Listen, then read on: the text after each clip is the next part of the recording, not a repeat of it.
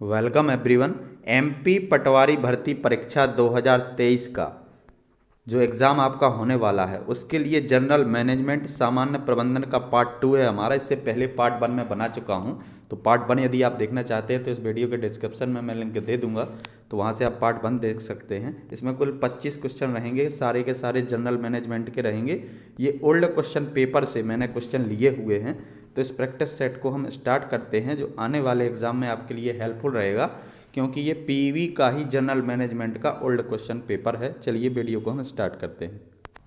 पहला क्वेश्चन है हमारा, जीविका योजना के निम्नलिखित में से कौन से पक्ष में अभिवृत्तिक लक्षण शामिल हैं जो लोगों को उनके जीविका के दौरान मार्गदर्शन देते हैं। जीविका के दौरान मार्गदर्शन देते हैं, बताना है आपको। जीविका पथ, जीविका स्थिरांक, जीविका लक्ष्य, जीविका प्रबंधन।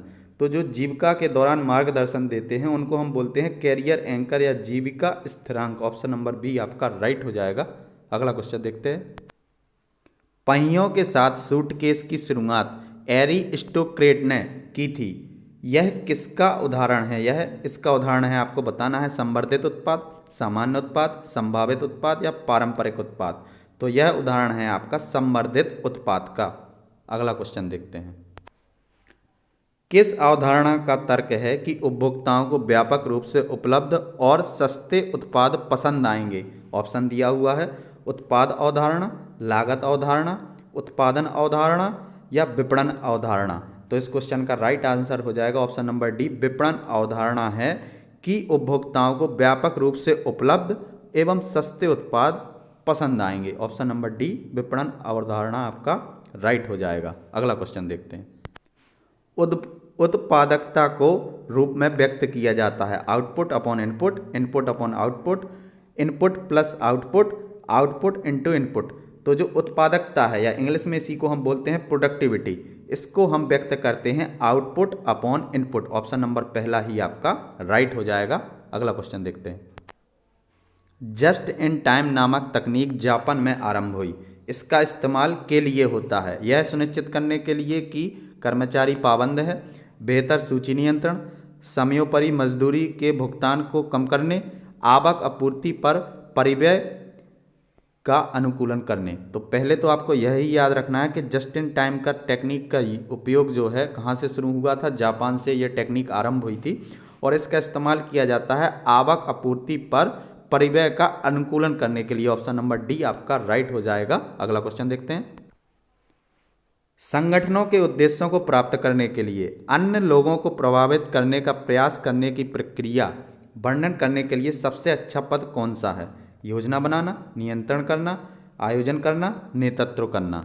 तो संगठनों के उद्देश्यों को प्राप्त करने के लिए अन्य लोगों को प्रभावित करने का प्रयास का प्रक्रिया जो सबसे आपका अच्छा पद है जो वर्णन करता है उसको हम बोलते हैं नेतृत्व करना, लीडिंग। ऑप्शन नंबर डी आपका राइट हो जाएगा। अगला क्वेश्चन देखते हैं। रोकड़ बही में डेबिट शेष का अर्थ है बैंक ऋण, ओवरड्राफ्ट, अनुकूल शेष, प्रतिकूल शेष। तो जो रोकड़ बही होता है उसमें डेबिट शेष का अर्थ होता है आपका अनुकूल शेष, favourable balance. Option number C आपका राइट हो जाएगा। अगला क्वेश्चन देखते हैं। एक संगठन जो पहले अपनी गतिविधि के रूप में कार्य करता था, अब दूसरी कंपनी जो कि मुख्यतः विदेश से है को अपने कार्य को पूरा करने के लिए कहने का निर्णय लेता है जो एक संविदा में प्रविष्ट करता है, इस प्रक्रिया को क्या कहा जाता है? बर्खास्त करना, बाह्य स्त्रोतन, प्रत्योजन या भीड़ स्त्रोतन। तो इस प्रक्रिया को हम बोलते हैं आउटसोर्सिंग या बाह्य स्त्रोतन। ऑप्शन नंबर बी आपका राइट हो जाएगा। जनरल प्रविष्टि को बही खाता में स्थानांतरित करने की प्रक्रिया को कहा जाता है। जो आपका जनरल प्रविष्टि है उसको बही खाता में जब हम स्थानांतरित करते हैं तो उस प्रक्रिया को हम क्या कहते हैं? जर्नलाइजिंग, संतुलन करना, विश्लेषण करना या प्रविष्टि। तो उसको हम बोलते हैं प्रविष्टि या पोस्टिंग। ऑप्शन नंबर डी आपका राइट हो जाएगा। इनमें से प्रत्यक्ष ज्ञान प्रक्रिया में चतुर्थ चरण कौन सा है? आपको बताना है प्रत्यक्ष ज्ञान प्रक्रिया का चौथा चरण या चतुर्थ चरण। अवलोकन चरण, व्यवहारिक प्रतिक्रिया, व्याख्या चरण या उसी को निर्वचन चरण बोल सकते हैं, उद्दीपन चयन। तो चतुर्थ चरण पूछा है तो चतुर्थ चरण आपका हो गया जाएगा व्याख्या चरण, ऑप्शन नंबर सी आपका राइट हो जाएगा, व्याख्या या निर्वचन चरण। अगला क्वेश्चन देखते हैं। उससे पहले यदि आप चैनल पर नए हैं तो इस चैनल पर प्रैक्टिस सेट भी अपलोड किया जाता है, जिसमें 25 क्वेश्चन आपके रहते हैं, सामान्य ज्ञान, गणित, सामान्य विज्ञान, कंप्यूटर ज्ञान और रीजनिंग। तो ऐसा ही सिलेबस आपका पटवारी का है। तो ये सारे के सारे क्वेश्चन जो हैं आपके पटवारी भर्ती एग्जाम में सारे के सारे जो हैं सब्जेक्ट पटवारी भर्ती एग्जाम में होने वाले हैं। उससे पहले इस चैनल पर मैं प्रैक्टिस सेट भी बनाता हूं, जिसमें कुल 25 प्रश्न रहते हैं, सामान्य ज्ञान, गणित, सामान्य विज्ञान, कंप्यूटर ज्ञान और रीजनिंग। हर विषय के 5-5 सब्जेक्ट रहते हैं, इन पांचों विषय के 5-5 प्रश्न रहते हैं। तो ये 25 क्वेश्चन रहते हैं। तो इस प्रैक्टिस सेट को भी देना है, जो काफ़ी हेल्पफुल रहेगा आने वाले पटवारी एग्जाम के लिए। तो इस चैनल को आप सब्सक्राइब कर लें और बेल आइकन को भी प्रेस कर लें। मैं हर हफ्ते 2 प्रैक्टिस सेट अपलोड करता हूं, तो इस प्रैक्टिस सेट को देकर आप अपना प्रिपरेशन भी चेक कर सकते हैं और ये आने वाले पटवारी भर्ती एग्जाम के लिए आपके लिए हेल्पफुल भी रहेगा। चलिए वीडियो में हम आगे बढ़ते हैं। अगला प्रश्न है हमारा, फर्म के लिए वर्तमान परिसंपत्ति के उपयुक्त स्तर का निर्णय लेने में प्रबंधन के बीच के समझौताकारी समन्वय का सामना करता है। लाभप्रदता और जोखिम, तरलता और विक्रेता, इक्विटी और ऋण, या इक्विटी लिखा हुआ है, ये इक्विटी और ऋण। तो इस प्रश्न का राइट आंसर हो जाएगा आपका लाभप्रदाता और जोखिम। जो फर्म के वर्तमान परिसंपत्ति के उपयुक्त स्तर का निर्णय लेने में प्रबंधन लाभप्रदा और जोखिम के बीच से समझौताकारी समन्वय का सामना करना पड़ता है। Option number A, profitability and risk आपका राइट हो जाएगा। अगला क्वेश्चन देखते हैं। वित्तीय विवरण में शामिल है केवल लाभ एवं हानि खाता, केवल बैलेंस शीट, केवल नकदी प्रवाह का विवरण, उपयुक्त सभी। तो जो वित्तीय विवरण होता है उसमें केवल लाभ और हानि का खाता ही नहीं होता, बैलेंस शीट भी होता है, लाभ हानि खाता भी होता है और नकदी प्रवाह भी होता है। तो उपयुक्त सभी ऑप्शन नंबर डी आपका राइट हो जाएगा। अगला क्वेश्चन देखते हैं। EOQ का संक्षिप्त रूप है economic order quantity, environmentally operation quality, efficient operational qualifier, ergonomic office quality. तो EOQ का आपको फुल फॉर्म बताना था, तो इसका फुल फॉर्म होता है economic order quantity. Option number पहला ही आपका राइट हो जाएगा। अगला क्वेश्चन देखते हैं। संरचना कई श्रेणीबद्ध स्तरों और नियंत्रणों के संकीर्ण विस्तृति को संदर्भित करती है। आपको बताना है कौन सी संरचना कई श्रेणीबद्ध स्तरों और नियंत्रणों के संकीर्ण विस्तृति को संदर्भित करती है। ऊंची, विस्तृत, समतल या लघु।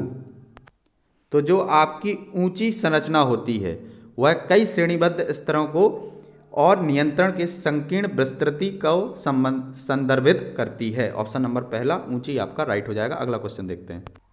नकदी प्रवाह विवरण नकद प्रवाह को इनके आधार पर वर्गीकृत करता है। ऑप्शन दिए हुए हैं केवल परिचालन गतिविधियां, केवल परिचालन और वित्तीय गतिविधियां, केवल परिचालन और निवेशी गतिविधियां, परिचालन, वित्तीय और निवेशी गतिविधियां। तो इस क्वेश्चन का राइट आंसर हो जाएगा आपका परिचालन, वित्तीय और निवेशी गतिविधियां। ऑप्शन नंबर डी आपका राइट हो जाएगा। अगला क्वेश्चन देखते हैं। जब एक प्रबंधक बाहर की दुनिया को संगठन के अंदर की सूचनाओं की जानकारी पहुंचाता है तो वो निम्नलिखित भूमिकाओं में से कौन सी भूमिका अदा करता है? प्रवक्ता, योजना, नेतृत्व या बिक्री। तो वह प्रवक्ता की भूमिका क्या करता है? अदा करता है। ऑप्शन नंबर पहला ही आपका राइट हो जाएगा। अगला क्वेश्चन देखते हैं। लाभ प्रदाता सूचकांक को भी कहा जाता है, क्या कहा जाता है आपको बताना है। ARR, NPV, IRR, benefit cost ratio. तो लाभ प्रदाता सूचकांक को हम लाभ लागत अनुपात या बेनिफिट कॉस्ट रेशियो भी कहते हैं। ऑप्शन नंबर डी आपका राइट हो जाएगा, बेनिफिट कॉस्ट रेशियो। बंध पत्र, डिबेंचर एवं आवधिक कर्ज इसके हिस्से होते हैं। ऑप्शन दिया हुआ है वर्तमान देनदारियां, वर्तमान परिसंपत्ति, दीर्घकालिक देनदारियां या निवेश। तो जो बंध पत्र होते हैं, डिबेंचर होते हैं और आवधिक कर्ज होते हैं, ये दीर्घकालिक देनदारियां होती हैं। ऑप्शन नंबर सी आपका राइट हो जाएगा। अगला क्वेश्चन देखते हैं। XYZ लिमिटेड वर्ष 2015-16 के लिए P एवं L खाता तैयार है, यह इसका अनुसरण करता है बोधावधारणा, द्वंद्वावधारणा, समयावधि अवधारणा या विकास समान अवधारणा। तो यह अवधारणा आपका अनुसरण करता है समय अवधि अवधारणा। ऑप्शन नंबर सी आपका राइट हो जाएगा। अगला क्वेश्चन देखते हैं। निम्नलिखित में से क्या उसके या उसकी कार्य के प्रति व्यक्ति के सामान्य दृष्टिकोण से संबंधित है? संगठनात्मक प्रतिबद्धता, कार्य संतुष्टि, कार्य में भागीदारी, संगठनात्मक व्यवहार। तो जो कार्य की संतुष्टि है या जॉब सेटिस्फैक्शन है, यह क्या हो जाएगा? कार्य के प्रति उसका सामान्य दृष्टिकोण से संबंधित हो जाएगा। जॉब सेटिस्फैक्शन, कार्य संतुष्टि। अगला क्वेश्चन देखते हैं। SBU इसे संदर्भित करता है? सामरिक व्यवसाय इकाई, ध्वनि व्यवसाय इकाई, लघु व्यवसाय इकाई, मौसमी व्यवसाय इकाई। तो जो SBU संदर्भित करता है स्ट्रेटेजिक बिजनेस यूनिट, यानी ऑप्शन नंबर ए सामरिक व्यवसाय इकाई राइट हो जाएगा आपका। अगला क्वेश्चन देखते हैं। अपुष्ट समाचार ग्रे वाइन के संदर्भ में निम्नलिखित में से कौन सा कथन सही नहीं है? तो अपुष्ट समाचार ग्रेप वाइन को निरंतर प्रयास के साथ समय पर समाप्त किया जा सकता है। दूसरा ऑप्शन है आपका कुछ प्रबंधक अपने फायदे के लिए अपुष्ट समाचार का इस्तेमाल करते हैं। तीसरा ऑप्शन है आपका अपुष्ट समाचार अक्सर हानिकारक अफवाहों को उत्पन्न करते हैं या कर सकते हैं। अपुष्ट समाचार असंरचित अनौपचारिक संचार होते हैं।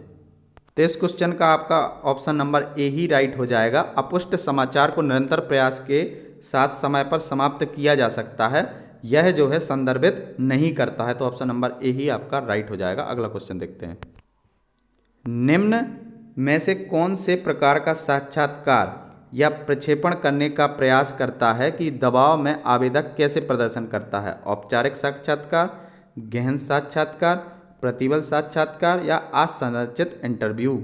आपको बताना है कि दबाव में आवेदक कैसे प्रदर्शन करता है, वह किस प्रकार का साक्षात्कार होगा। तो यह होगा आपका स्ट्रेस इंटरव्यू या प्रतिबल साक्षात्कार। ऑप्शन नंबर सी आपका राइट हो जाएगा। अगला क्वेश्चन देखते हैं। निम्नलिखित में से कौन धन के उपयोग का उदाहरण है? स्थायी परिसंपत्ति में वृद्धि, नकदी में कमी, कर वापसी, किसी भी दायित्व में वृद्धि। तो इस क्वेश्चन का राइट आंसर हो जाएगा आपका स्थायी परिसंपत्ति में वृद्धि, increase in fixed assets. Option number A आपका राइट हो जाएगा। अगला क्वेश्चन देखते हैं।